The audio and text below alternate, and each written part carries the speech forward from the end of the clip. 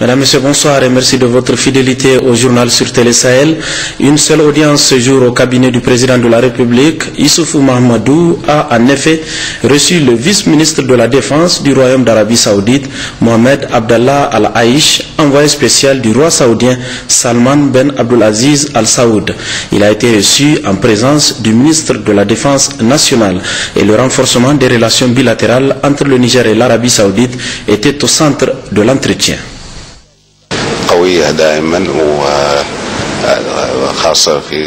savez, les relations entre le Royaume d'Arabie Saoudite et le Niger, c'est des relations séculaires et comme vous le savez, le Niger a eu à participer à la libération, dans les années 90, à la libération du Koweït. Donc nos relations avec le Niger sont tout beau fixe. C'est des relations séculaires et des relations entre frères. La coopération entre les deux pays est tout beau fixe. Donc le Royaume d'Arabie Saoudite est disposé à échanger des expériences avec le Niger. Et puis le président de l'Assemblée nationale, Amadou Salifou, a quitté Niamey hier soir pour Hanoï au Vietnam, où il prendra part à la 132e Assemblée de l'Union interparlementaire UUP. Il était à la tête d'une délégation composée d'une dizaine de députés.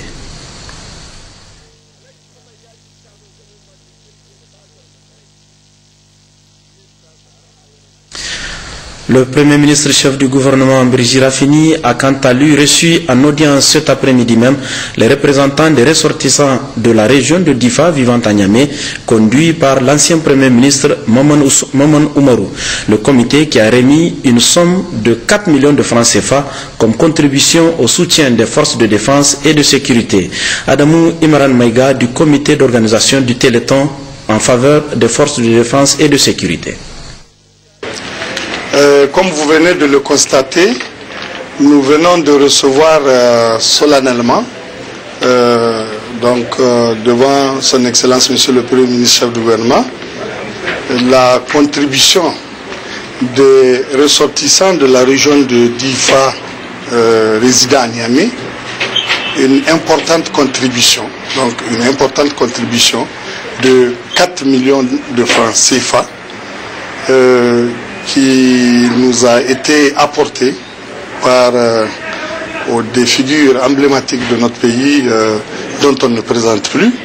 Cette délégation à la tête de laquelle se trouve le tout Premier ministre du Niger, son Excellence Elhadji Maman Oumarou.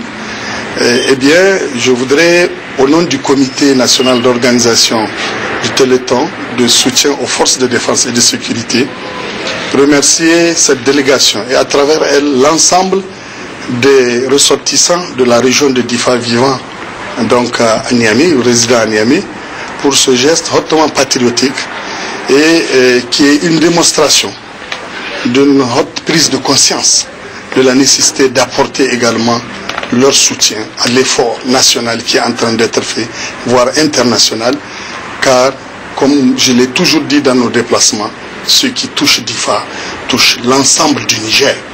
Mais vous avez vu que des ressortissants de cette région ont aussi décidé de ne pas être en reste, mais de signer par ce geste leur contribution qui ira, je le dis avec assurance, en direction donc des comptes ouverts donc dans toutes les banques.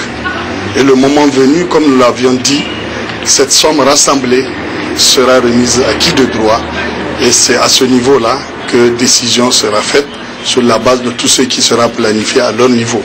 Le comité d'organisation étant un outil de collecte poursuivra sa mission donc jusqu'à terme. Comme nous l'avons dit, il reste 2 semaines et nous profitons pour lancer également un appel à tous ceux qui ont fait la promesse de contribuer à ce Téléthon, de le faire et afin que nous puissions boucler et faire un bilan exhaustif. Une fois de plus, au nom du comité, merci Excellence pour cette contribution hautement importante et acceptez d'être notre ambassadeur auprès de l'ensemble des ressortissants de la région de Difa résidant à Niamey pour leur dire grand merci et que Dieu aide le Niger, Dieu sauve en tout cas toutes nos entités, à commencer par Difa qui a été injustement attaqué par la nébuleuse Boko Haram, pour lequel le Niger tout entier s'est mobilisé, vous l'avez su, vous l'avez vu, tant à travers la marche qui s'était déroulée, mais également à travers ce téléthon qui est une situation exceptionnelle et qui a fait l'unanimité dans notre pays. Merci, Excellence. Merci. Et puis la suite logique des deux autres rencontres tenues mercredi dernier, une réunion de restitution des missions sur l'élaboration de la stratégie de développement durable et de croissance inclusive Niger 2035, une réunion qui a regroupé cet après-midi même autour du ministre d'État, ministre du Plan, de l'aménagement du territoire et du développement communautaire, les membres du gouvernement, des partenaires au développement, dont notamment le chef de mission représentant du cabinet d'appui conseil stratégique Hassan Touloui. Au sortir de cette rencontre, voici une proposition donc des résultats de la rencontre.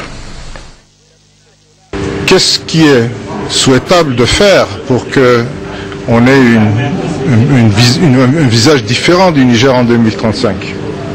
Donc d'abord faire l'état des lieux, tirer les leçons de ce qui a marché, ce qui n'a pas marché, et après se demander, c'est un peu lever les vues au-delà du court terme, au-delà des urgences quotidiennes, et se demander qu'est-ce qu'on souhaiterait voir pour nos enfants, pour nos petits-enfants d'ici 20 ans, d'ici 30 ans. Et après se demander, le prochaine étape, se demander aussi, mais comment est-ce qu'on ira? Qu'est-ce qu'il faut faire pour aller d'où on est aujourd'hui, là on serait demain? Êtes-vous satisfait de ce que vous avez vu? D'abord, ce qui nous a tous beaucoup impressionnés, c'était la disponibilité, l'ouverture et la franchise des discussions. Je pense que toutes les collègues, les partenaires que nous avons discuté ici, nous ont ouvert le cœur et ils ont parlé très ouvertement des problèmes et des défis qu'ils confrontent. Maintenant, le défi, c'est de savoir comment est-ce qu'on choisit parmi ces défis et en bâtir les quelques priorités qui sont tellement fondamentales que quand on agit sur ces priorités simultanément, on va pouvoir changer et on va faire une rupture des tendances actuelles et voir un Niger complètement différent, plus avancé, avec moins de disparités, avec une richesse mieux partagée, etc. Donc on pourrait dire que vous avez été confiant de la réunion? La réunion nous a beaucoup conforté parce que beaucoup de ce que nous avions entendu, on a partagé, pas en tant que conclusion, mais en tant que premiers éléments de ce que nous avions observé et retenu. Et ce que nous avons vu ici, c'est que les collègues sont venus renforcer ces observations. Et là, ils ont souligné l'importance d'agir simultanément sur beaucoup de ces dossiers. Agir simultanément sur l'aspect développement et l'aspect sécurité. Agir simultanément sur non pas seulement de la qualité de l'accès, mais la qualité de l'éducation. Agir pour sécuriser le secteur rural. Tout ça pour pouvoir créer, n'est-ce pas, des emplois pour résorber la population, agir sur différents dossiers qui vont pouvoir créer la richesse au sein du pays, au sein de la population nigérienne et nigérienne. La réflexion que nous venons donc d'entreprendre avec l'appui d'éminentes personnalités du monde économique, des personnalités qui ont occupé des postes prestigieux, qui ont travaillé dans beaucoup de pays africains, mais également aussi du reste du monde, et qui ont traité de toutes ces questions, pour nous sont effectivement utiles pour nous éclairer sur leur propre expérience et sur les scénarios de développement que nous pouvons adopter, nous, en tant que pays, avec un certain nombre de fragilités telles que je venais de les décrire. Alors, pour cela, nous avons d'abord commencé par essayer donc de valider les différentes hypothèses au niveau donc du groupe du gouvernement. Vous avez vu le nombre de ministres qui étaient présents dans la salle aujourd'hui et l'ensemble des partenaires techniques et financiers qui sont les promoteurs du développement. Et maintenant, dans une seconde phase, nous allons commencer à effectivement élaborer d'autres types de consultations avec la société civile, avec les partis politiques, avec le Parlement, avec le monde religieux, etc. Tous ceux qui sont parties prenantes à toutes les questions ou de société ou les problèmes économiques, pour nous assurer d'abord que tout le monde comprend la démarche, que cette démarche est une démarche honnête et désintéressée qui vise uniquement à régler des problèmes propres au développement du Niger sans aucune autre forme de propagande politique. Et nous avons pour cela identifié qu'il y a des actions qui doivent transcender les échéances électorales. Et par exemple, des questions sur lesquelles probablement il faut que l'ensemble de la classe politique et l'ensemble des acteurs puissent se mettre d'accord que sur les 20 années, voilà les types de décisions que quel que soit celui qui est au pouvoir ne pourra remettre en cause les actions qu'il faut faire. Donc voilà les points sur lesquels nous avons débattu aujourd'hui. C'était un débat très riche. Vous avez vu que nous avons passé près de 3 heures. Ça montre à quel point l'ensemble des participants étaient particulièrement intéressés par la qualité des débats.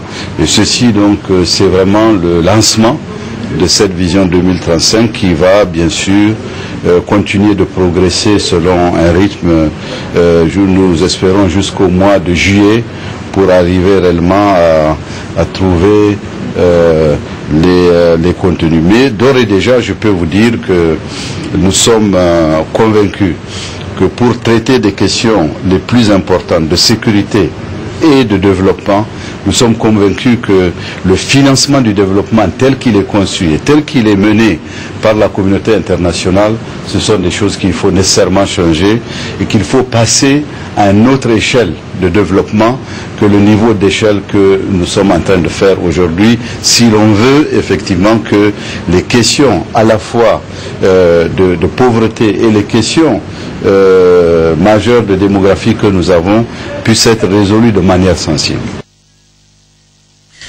Meeting de soutien de El Hadji Amani Abdou d'Itoile Afrique au président de la République Issoufou Mahamadou. Ce meeting qui a eu lieu cet après-midi à Zagoré dans le canton de Harikanassou a drainé du monde venu de tous les coins du canton pour réaffirmer au chef de l'État un soutien sans faille ni condition ainsi qu'au gouvernement de Brigitte Raffini et son entière adhésion au programme de la Renaissance. C'était en présence de Foumakoy Gado, vice-président du comité exécutif national du Pendes-Tareya, des députés au titre de la région et des responsables administratifs et coutumiers de la région. Nous y reviendrons demain.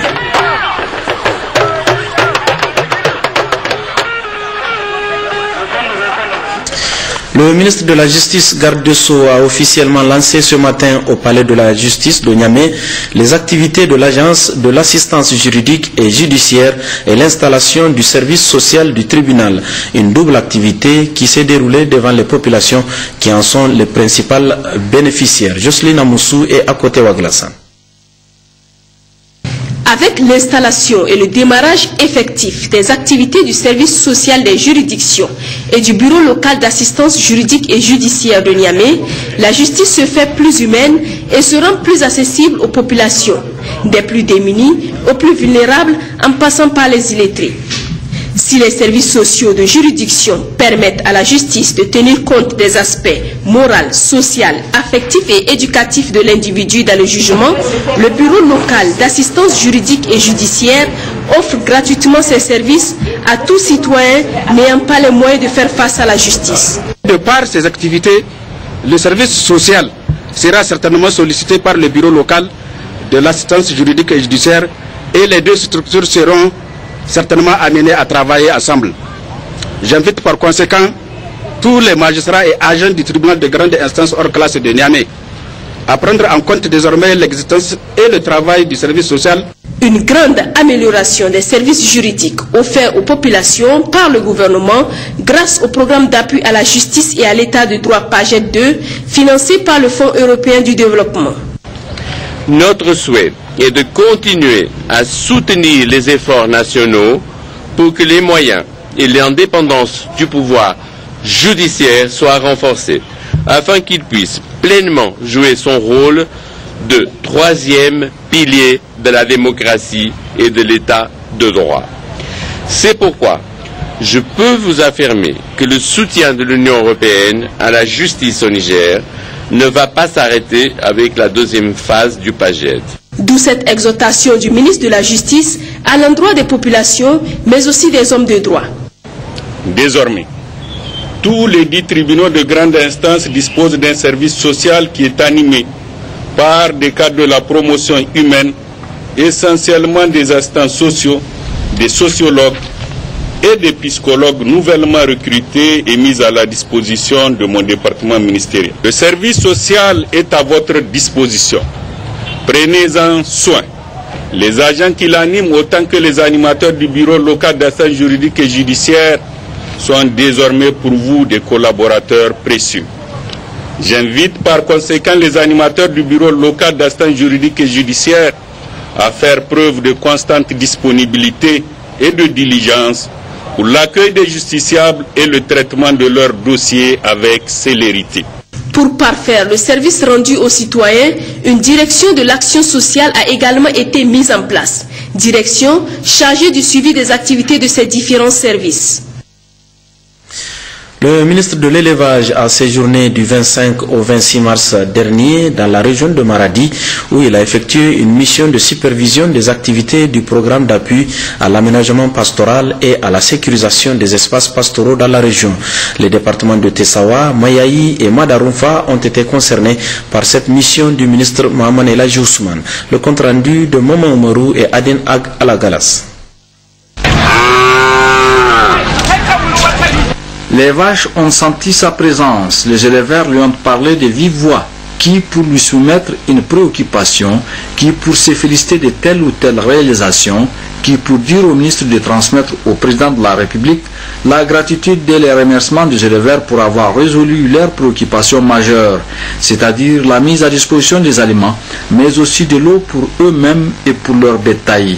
C'est pratiquement le message de tous au cours de 48 heures du périple du ministre Mohamed El Hadji Ousmane qu'accompagne le gouverneur Abdou le président du conseil régional Siraj Mohamed Moussa, les conseillers techniques, les différents responsables régionaux, les responsables du programme d'appui à l'aménagement pastoral et à la sécurisation des espaces pastoraux et les membres de la coopération technique belge. À l'étape de Tessawa, la délégation ministérielle a été émerveillée par les fermes agricoles et pastorales du nommé Ibrahim Abdoulaye qui, sur fonds propres, a réussi à investir plusieurs millions de nos francs dans la plantation de plusieurs milliers d'arbres. Du moringa, des plantes à usage médicinal, des plantes à usage médical, un centre d'accueil pour étudiants en agroforesterie et la deuxième ferme est pastorale et avicole. Des investissements qui s'alignent sur la stratégie de la mise en œuvre de l'initiative 3N. C'est pourquoi le ministre Mohamed El Hadji Ousmane a salué l'initiative et a encouragé le promoteur à qui il a promis un accompagnement dans la mesure du possible. Aussi, après son périple, le ministre de l'Élevage a-t-il au cours d'une réunion de synthèse exprimé toute sa satisfaction. Ainsi, durant presque 72 heures, nous avons pu visiter entre autres des puits en cours de réalisation de Chabarepel à Sola à celui de Barkedji entièrement opérationnel, des couloirs de passage reliant l'heure de pâturage de Barkedji au village de Djouchi et celui reliant Dangamji, Madarumfa, Sayo et Nigeria, et enfin la machine à glace de la direction régionale de l'élevage de Maradi. L'on ne peut que se réjouir de la qualité des ouvrages réalisés et de tout le processus mis en œuvre pour la sécurisation des espaces pastoraux. Ce processus, qui implique les populations bénéficiaires et les autorités locales à toutes les étapes de la réalisation des ouvrages, constitue à notre sens un gage de durabilité et de pérennisation des investissements réalisés à grand fait. Au titre de la région de Maradi, les réalisations du PAPES ont touché plusieurs domaines d'intervention. Il faut noter aussi qu'au cours de ces rencontres sur le terrain et avec les différents chefs traditionnels, le ministre de l'élevage a appelé les uns et les autres à user du dialogue pour éradiquer tous les conflits qui naissent des incompréhensions injustifiées des communautés qui sont condamnées à vivre ensemble car liées par le même destin. Le gouverneur Abdou Maman s'est félicité de ce que tout passage des membres du gouvernement dans la région est un plus.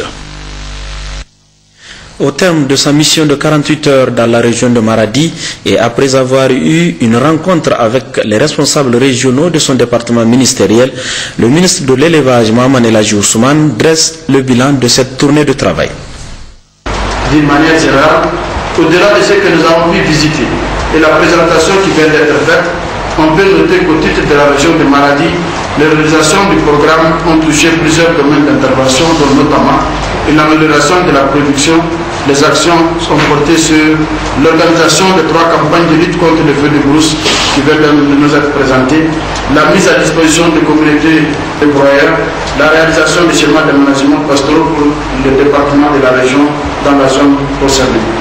L'appui à la réalisation de 3 campagnes de vaccination aux services vétérinaires publics et privés pour un coût global de près de 109 millions de francs CFA, l'appui à l'installation et l'équipement des services vétérinaires privés, de celles que nous avons visitées à Méaï, où il fallait encourager cette dame, cette brave dame vétérinaire, on va dire première dans l'Afrique de l'Ouest, qui vient de faire un service vétérinaire privé, et c'était extraordinaire.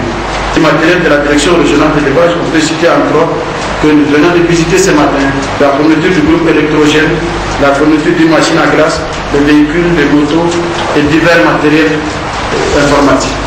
Il faut noter au-delà des investissements l'acquisition de 113 conteneurs de porte-vaccins dans le cadre des campagnes de vaccination. Les activités ont porté sur ce que nous venons de visiter durant 2 jours.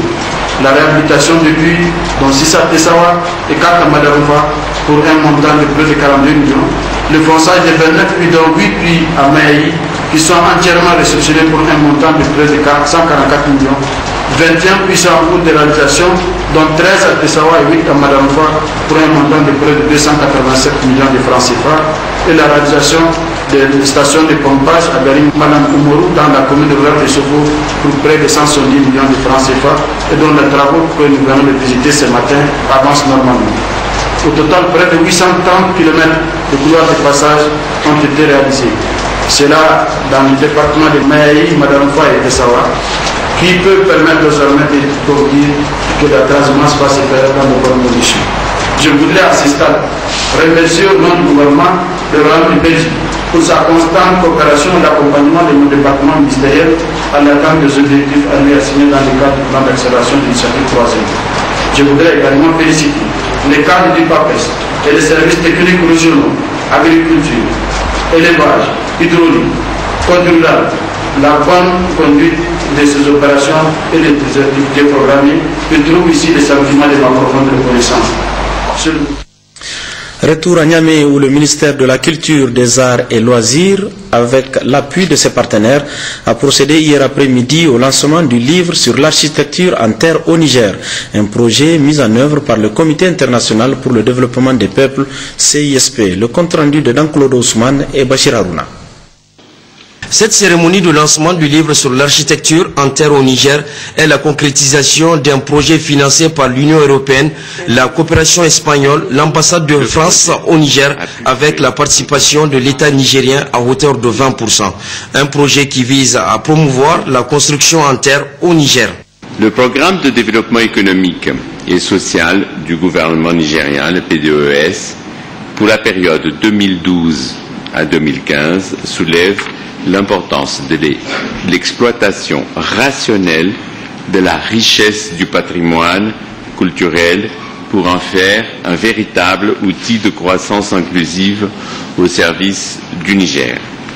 En effet, le secteur de l'architecture et de la décoration, les institutions publiques et bien sûr les citoyens qui cherchent une habitation abordable et confortable sont tous concernés, car ces techniques présentent d'énormes possibilités pour la construction de logements sociaux.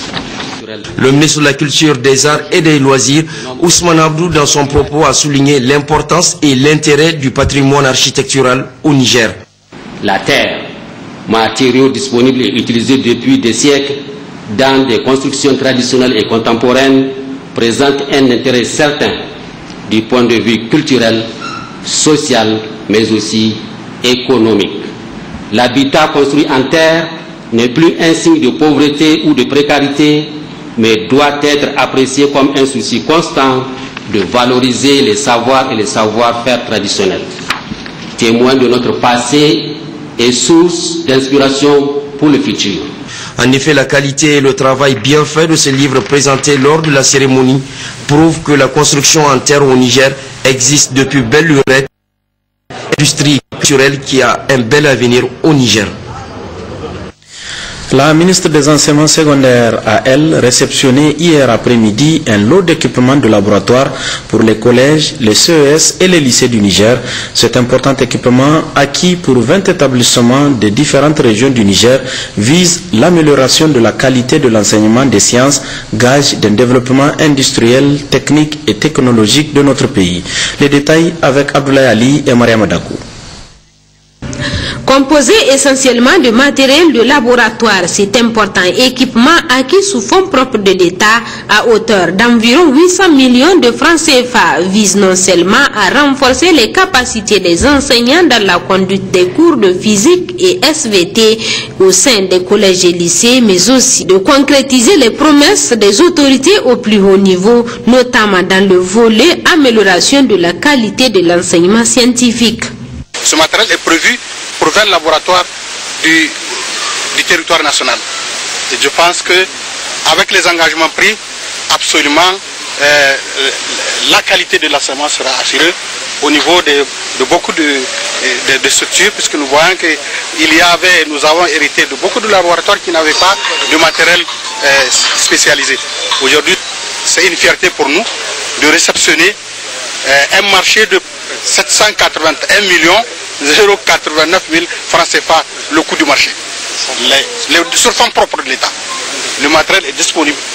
Et Neotech a envoyé un spécialiste de la formation du personnel. Il est là avec nous. Ce geste qui viendra favoriser la mise en œuvre de la politique de redynamisation des travaux pratiques dans l'enseignement des sciences a été vivement salué par les autorités régionales représentant leurs homologues de l'intérieur du pays, les parents d'élèves et l'Union des scolaires du Niger. C'était une préoccupation pratiquement quotidienne pour nous autres en tant qu'autorités locales et pour les enseignants qui sont là, peut-être ils vont le dire eux-mêmes, parce que ça a toujours fait l'objet d'une revendication au niveau des scolaires, et à juste titre. Parce qu'on ne peut pas aujourd'hui, au XXIe siècle, former des cadres supérieurs sans pour autant leur apprendre à manipuler quand même certains objets, certains outils. Aujourd'hui, c'est une joie de constater que le ministère des Enseignements secondaires a pu acquérir quand même plusieurs matériels de laboratoire. C'est une action salvatrice à encourager et pérenniser parce qu'elle rentre dans le cadre de la qualité de l'enseignement, parce que ça permettra au moins aux élèves à être beaucoup plus en contact avec la réalité que la théorie. C'est pour cela on ne peut que se réjouir et exhorter à ce que de telles actions puissent se perpétuer.